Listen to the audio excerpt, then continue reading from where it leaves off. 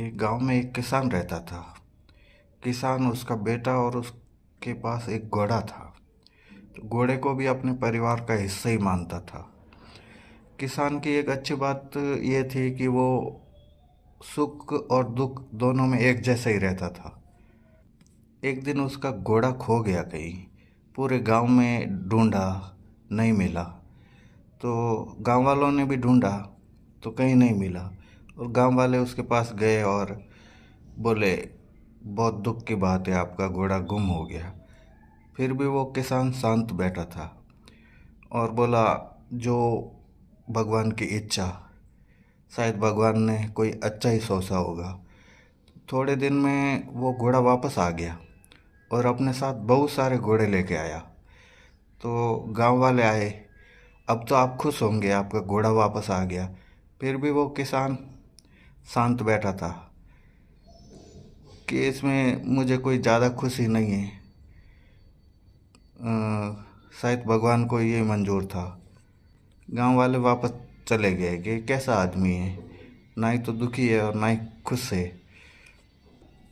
फिर एक दिन किसान का बेटा घुड़सवारी सीख रहा था और घोड़े पे चल रहा था, तो घोड़े ने उसको गिरा दिया और उसकी टांग टूट गई।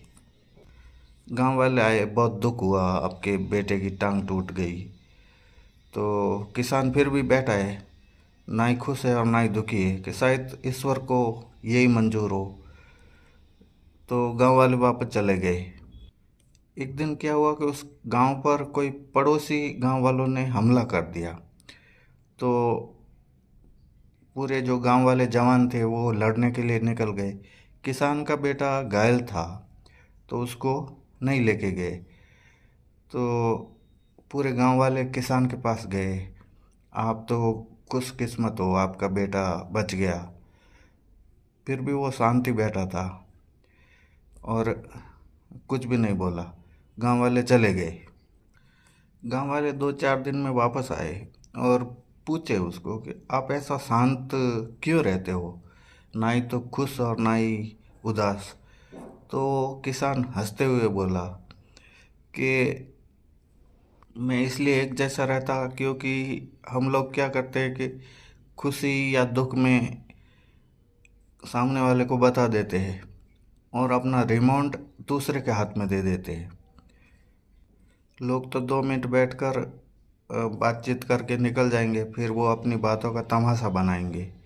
तो मैं मेरी जो भी इच्छाएं है वो भगवान के ऊपर ही छोड़ रखा हूँ।